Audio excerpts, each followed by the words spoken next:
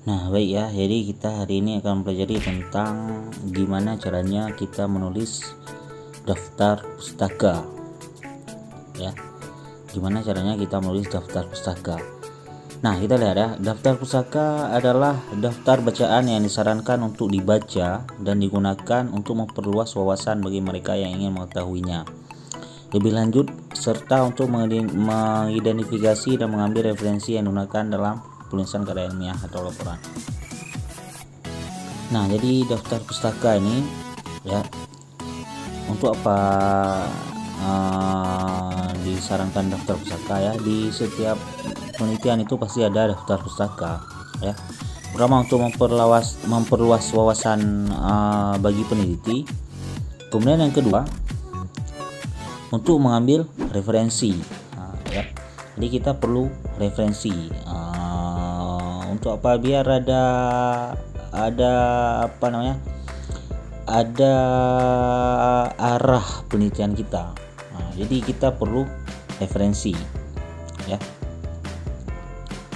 Nah, daftar pustaka memiliki dua tujuan. Yang pertama, menunjukkan apresiasi penulis terhadap karya para pakar yang dijadikan masukan dalam pengembangan dan penulisan artikel atau laporan penelitian ya. Kemudian yang kedua, memberi kesempatan kepada pembaca jika dibutuhkan untuk menemukan referensi yang digunakan ya. Nah, jadi tujuan dari daftar pustaka yang pertama apa? Memberi apresiasi terhadap pakar ya, terhadap pakar di bidangnya. Jadi kita misalnya ngambil referensi dari seorang pakar untuk apa? Untuk memberikan apresiasi apa yang telah diteliti oleh dia. Kemudian yang kedua, memberi kesempatan kepada para pembaca jika dibutuhkan untuk menemukan referensi. Nah, kemudian yang kedua, kita bisa mengambil referensi. Nah, misalnya apa? Mengambil referensi. Jadi apa yang telah dia teliti jadi referensi pegangan kita untuk melakukan penelitian yang baru, seperti itu. Nah, jadi di sini hari ini kita melihat bagaimana cara penulisan daftar pustaka yang baik dan benar ya, dari sumber lisan maupun tulisan. Nah, tujuannya untuk mengetahui cara penulisan daftar pustaka yang baik dan benar. Nah, ya. Oke.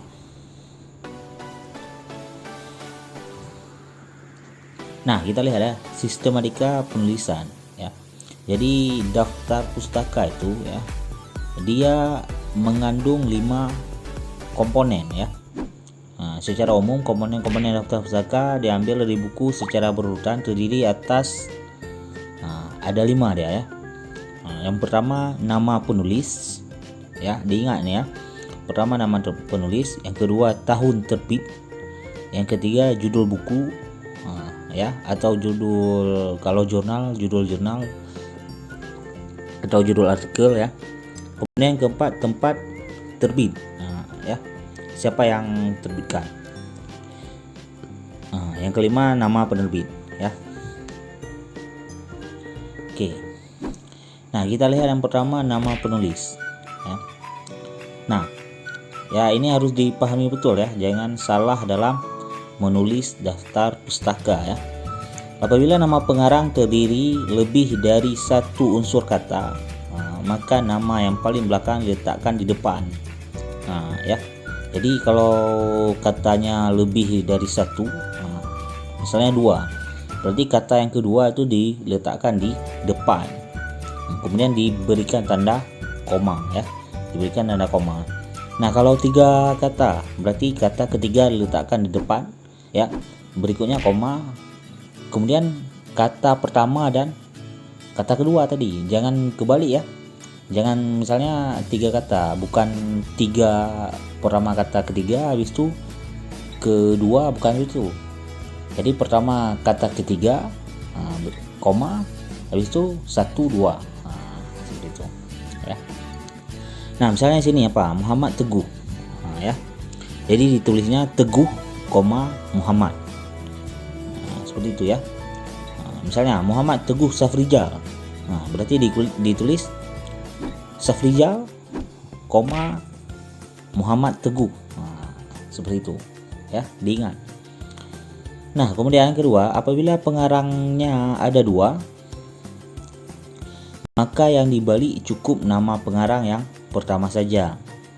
Nah, ya. Jadi kalau dua orang pengarang ya, yang dibalik itu kata yang pertama ya, orang yang pertama. Nggak usah dibalik dua-duanya. Nah, pemisahan antara nama belakang dan nama depan menggunakan tanda koma. Nah, kita ambil contoh nih. Misalnya ada dua pengarang, Amir Abadi Yusuf satu, yang kedua Khairul D. Jakman. Nah, ditulisnya gimana? Jadi kata ketiga dari orang pertama, Yusuf dulu, Yusuf, koma Amir Abadi. Nah, kata kedua ya biasa aja ya, nggak dibalik lagi, dan Khairul D. Jakman. Nah, oke. Apabila pengarangnya lebih dari dua, ya, maka yang ditulis cukup nama pengarang yang pertama hingga ke-6 saja, dan selanjutnya diberi singkatan dan kawan-kawan atau et al. Ya. Ya, jadi kalau misalnya pengarangnya lebih dari 6, berapa misalnya? Ada pengarang 10 orang contoh. Ya. Jadi yang ditulis nama sampai 6 aja ya. Ya, harus ditulis sampai 6. Nah, berikutnya baru dikasih DKK atau et al. Ya. Jadi nggak bisa cuman satu tulis, habis itu tulis et al ya. Tulis dulu sampai 6 orang. Nah, ini contohnya misalnya banyak penulisnya nih, Carl Warren, James. Nah, ini berikutnya. Nah, kemudian waktu ditulis itu hanya 6, yang berikutnya di akhirnya ditulis et al atau DKK ya. Nah, berikutnya, apabila dalam sebuah daftar pustaka terdapat 2 atau lebih buku yang dikarang oleh pengarang yang sama, maka pengurutannya berdasarkan tahun terbitnya, dan nama pengarang cukup ditulis sekali dan selanjutnya diganti dengan garis. Nah, seperti itu ya. Jadi apabila dalam sebuah daftar pustaka dapat 2 atau lebih buku yang dikarang, ya. Nah, misalnya kita ngambil daftar pustaka siapa misalnya, Sigit, contoh tahun 2011, dia ada karang buku 2011. Kemudian Sigit satu lagi ada dia karang buku lain di tahun 2012. Nah, pengurutannya itu sesuai dengan tahun. Kenapa? Karena orangnya sama. Seperti itu. Ya. Nah, yang perlu diketahui juga ya, daftar pustaka ini disusun berdasarkan abjad. Ya. Abjad setelah dibalik tadi. Ya. Misalnya Yusuf apa misalnya? Yusuf Kardawi. Berarti kalau dibalik Kardawi, Yusuf. Nah, itu berarti hurufnya K, ya. K. Nah, dia diurutkan sesuai abjad, huruf depan. Nah, ya, harus dipahami ya. Diurutkan sesuai abjad dari huruf depan. Nah, terakhir, setelah unsur nama pengarang diakhiri dengan tanda titik. Nah, ya. Jadi diingat bukan koma ya. Ya. Nah, misalnya setelah sebelum tahun ya, setelah nama pengarang tadi, ya, baik 1 orang atau 2 orang atau sampai 6 orang, 7, 8 orang. Nah, setelah itu dikasih tanda titik. Kalau 8 orang itu setelah 6 orang ditulis DKK atau et al titik. Nah, jadi tanda titik. Oke. Nah, sudah yang pertama ya. Ini unsur dari daftar pustaka ya, komponen daftar pustaka. Diingat. Yang pertama nama pengarang. Nah, kemudian yang kedua ada tahun terbit. Nah, setelah titik tadi nama pengarang.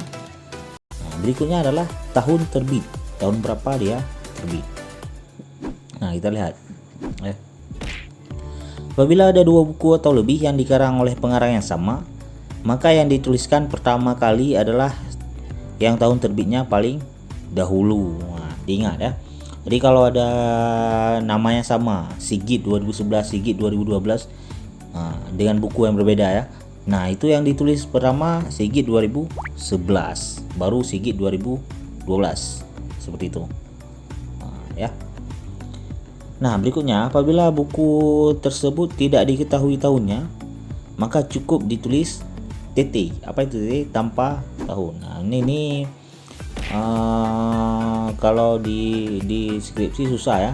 Kalau di apalagi di jurnal ilmiah ya. Nah, jadi memang harus dicari tahunnya. Nah, seperti itu ya. Nah, kalau bukan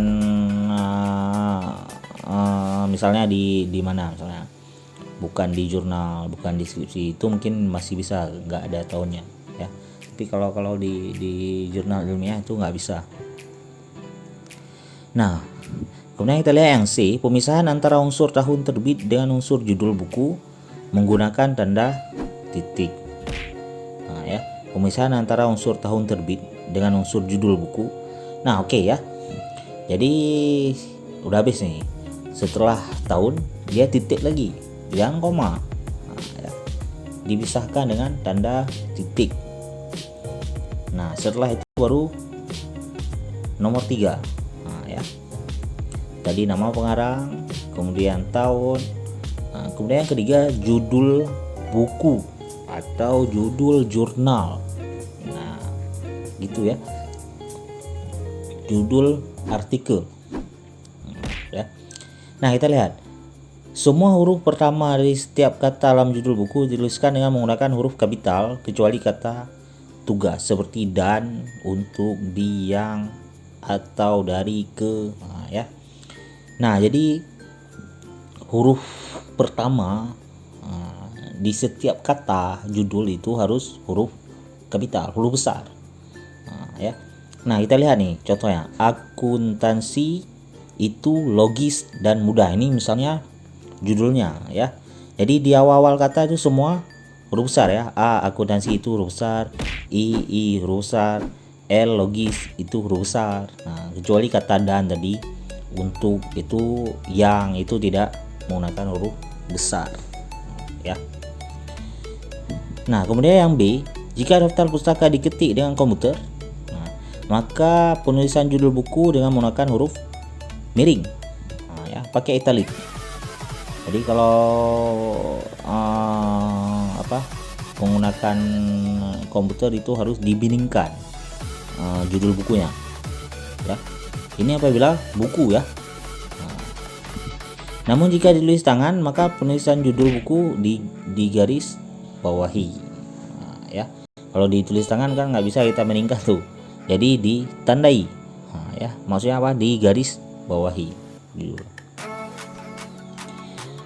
Nah, kita lihat contoh nih. Contoh akuntansi itu logis. Nah, itu diketik dengan huruf miring ya. Kalau ditulis tangan di garis bawahi di bawahnya. Kemudian yang C, pemisahan antara unsur judul buku dengan unsur tempat terbit menggunakan tanda titik. Nah, ya. Jadi pemisahan antara unsur judul buku dengan unsur tempat terbit ini yang berikutnya. Nah, ya. Titik 2. Jadi bukan koma ya. Oke, sudah 3 ya. Nah, unsur yang keempat adalah tempat terbit. Ya. Tadi setelah judul buku, kemudian tempat terbit ya. Di mana lokasi terbitnya, di mana? Misalnya di Jakarta. Nah, tulis di Jakarta. Di mana diterbitkan? Di Bandung. Tulis di Bandung ya. Tempat terbit cukup dengan menyebut kota di mana penerbit itu buku itu berlokasi. Nah ya, jadi nggak usah ditulis sampai desa-desanya seperti itu ya, terlalu panjang ya.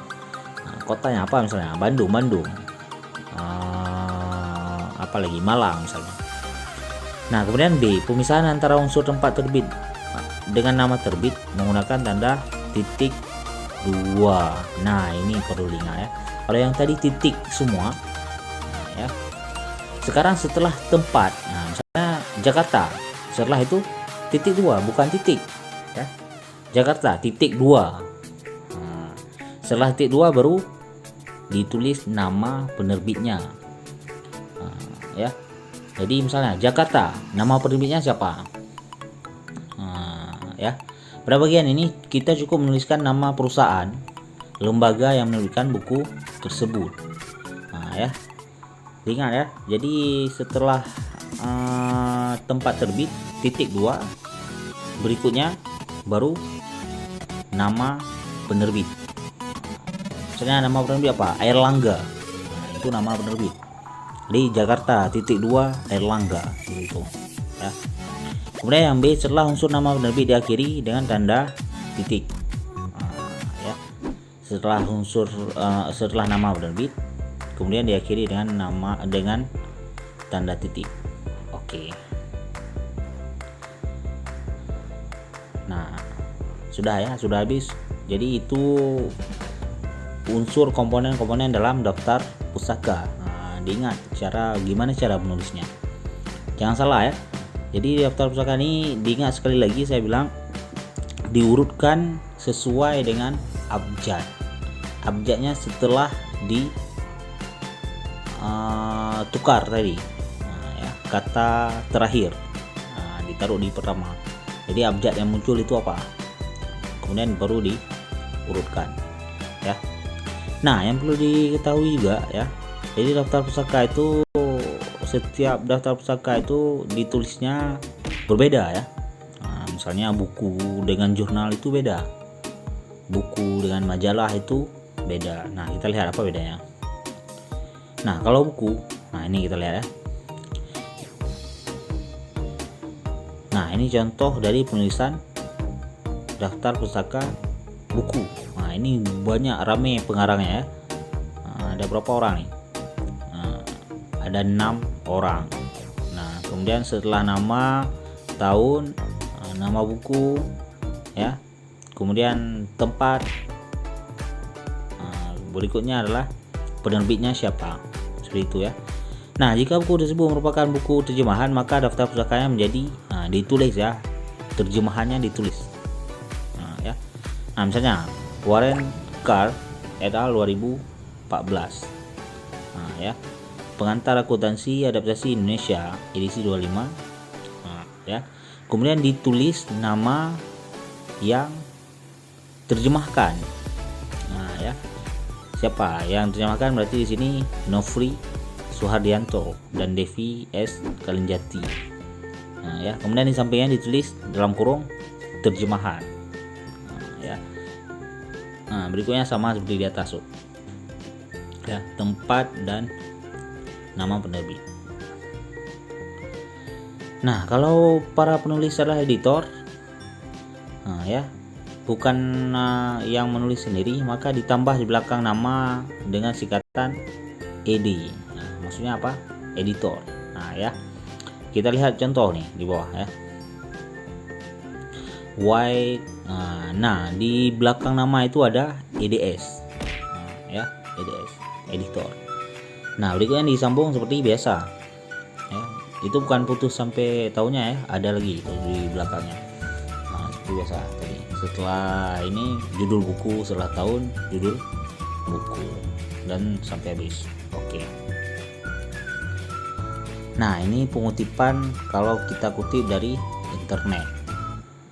Ya. Nah, kalau kita kutip dari internet ya, kita lihat nih, misalnya pertama nama nih, namanya apa? Rohmat Judianto. Jadi dibalik Judianto, Rahmat 2009. Nah, kemudian judulnya modul akuntansi dasar. Nah, berikutnya di apa? Harus kita taruh, harus kita letakkan alamat webnya.